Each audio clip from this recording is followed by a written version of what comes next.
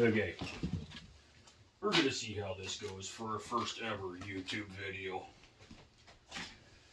A lot of stuff out there on the internet about reloading, getting into reloading. What do you need? What do you do? The sky's the limit. There's a bunch of shit. The basics are books and a few tools. Books are the important part. We're going to teach you everything you need to know. You can read just about anything. Various cartridges, old and new, things that were done then, things that are done now. I have an extensive library. Old stuff, modern stuff, but they're going to give you all the ins and outs. Explain things, primers, powder. They don't have dogs in there, but they might. Right, Charlie? Few important things that you're going to have. Reloading press. Doesn't have to be the latest, the greatest, the fanciest. This one here was given to me, 30 some odd years ago by my great uncle. It's the one he used. He quit doing it, passed it to me. And that's my go-to press. All the other junk that I got here, that's the one I use the most. RCBS Junior 2. It's ancient.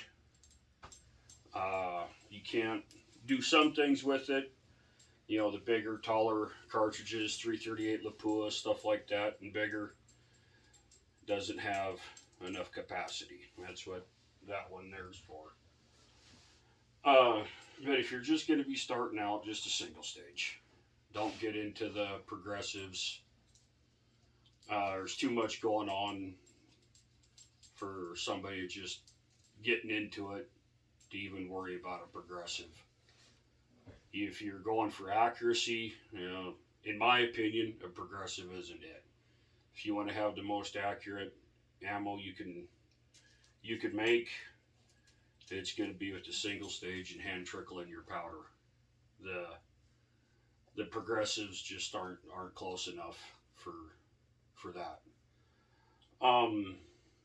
We got a couple of powder measures here. Those things make it nice.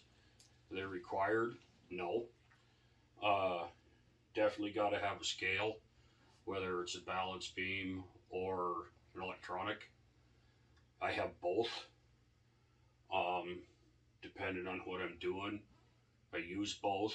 I check one against the other. Case trimmer is a necessity. So you get your cases trimmed to the proper length, according to what the books are telling you.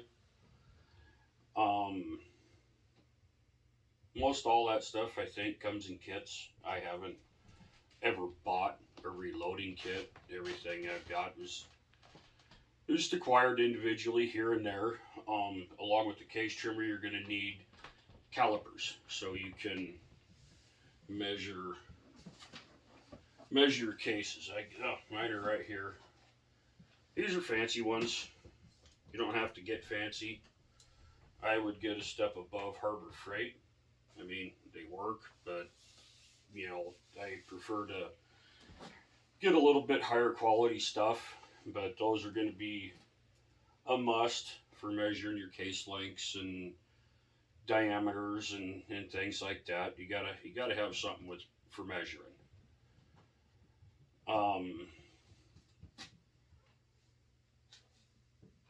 The brands, I prefer RCBS. I've got a laundry list of various things here. It all depends on your budget, how much you're willing to pay. I don't have any problem buying good used stuff.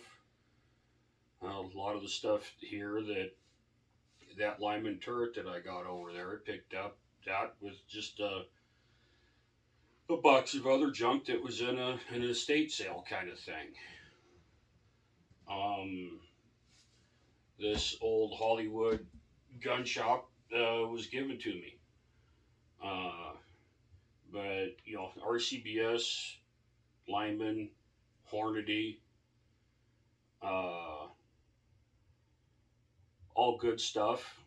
I am not a huge fan of Lee. I have some of their Lee bullet molds, but I think entry level quality. I'm just not a Lee person. Uh, do they make a bad product? No. It's just I think there's other companies that do it better. But there's a lot of stuff out there with Lee. A lot of things that they do that some of the other companies don't. So it's just all in your budget and what you're willing to pay and that sort of stuff. But just a good quality press, good quality scale, good quality trimmer, and there's all sorts of trimmers. I mean, there's I know guys that chuck brass up into a little lathe to trim it. I think it's a little overkill, but you know, to each their own. What else am I thinking? Forgive me, this is my like first ever video. So, the main thing is if you've never done it, get a book. This particular book right here is the Hornady Cartridge Reloading 8th edition. The front of the book is all basic knowledge, different steps, how to, and it'll get you started. Primers, powders. They got a powder burn chart in here. Things to look for as far as your cases, pressure signs, all stuff that's important when you start to roll your own ammunition. Older books, like this one here, Spear number 5 from probably the 60s. Also, good stuff. Got to be careful with load data in these. From that time period, the powders were different. Things were done differently then. Nowhere near as much info in the older books as there is in the newer books. This particular one, all the powder charge weights for this particular cartridge are all listed as the maximum charge weight. So the older books can be a problem. A lot of those maximum charge weights were a little bit too hot. So started small was the way to go. There's case preparation. There's powered stuff out there. Saves your fingertips. But there's also the hand tools you can get. The brushes, and you can screw on different contraptions to clean out your primer pockets and deburr after you trim cases and things like that, just to smooth up and make sure that your bullet is going to seat in there properly. It's all pretty simple. There's not stuff when you're starting out that gets real complicated and intricate. You advance into different things, whether you're taking one case and turn it into something else, and doing various things like that, working up a load to match whatever gun you're shooting out of it, to fine tune everything. How far are you seating the bullet? Are you sizing your cases differently to get the ultimate accuracy?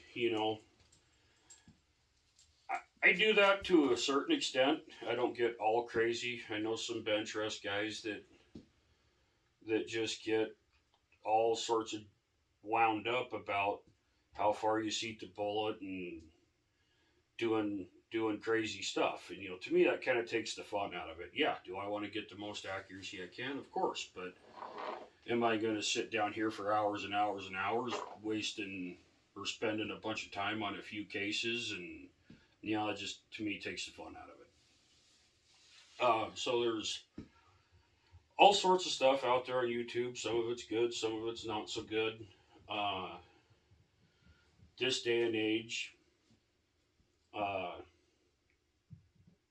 components and stuff are not as readily available as they once were. Prices have increased drastically on stuff. I'm looking at dye boxes over there where I paid, 15, 19, $20 for them. Those are brand new. I haven't had to buy a set of dyes in quite a few years, so I don't know what they're going for now. I don't really look because I got pretty much everything I need.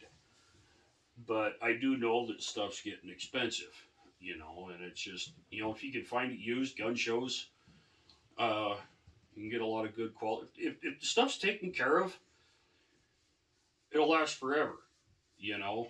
I've bought numerous old dyes at gun shows or estate sales or something like that, and they work just fine. There's presses like that when you see on eBay all the time. So if you've got a budget, you can buy used stuff instead of dropping hundreds and hundreds of dollars on new things. Is it going to save you money? Not in the beginning. No, not with having to invest a bunch of money into getting the equipment and the powder, the primers, whether or not you've got cases, brass, in the beginning, no, you're not going to save any money. Will you after you get set up and you've got your stuff and you're going for a while? Yeah, maybe. I don't calculate it. I've never really paid much attention to, well, I can reload a box of 243 for this and I can go buy it for that. I've never done that. I do it because I can enjoy it and I can control the product that I'm making instead of just buying something off the shelf that's going to be set up to any 243 or 308 or whatever. It's going to fit whatever gun you got. When you load your own, you can tailor it to what your gun likes. What my 243 likes for a load, yours won't. They're just individuals. So I think I'll pause the video at this point because I can't really think of anything else. I'm just kind of shooting from the hip off the top of my head. Stuff that I pondered about, questions I've been asked, things to do. So let's see what happens.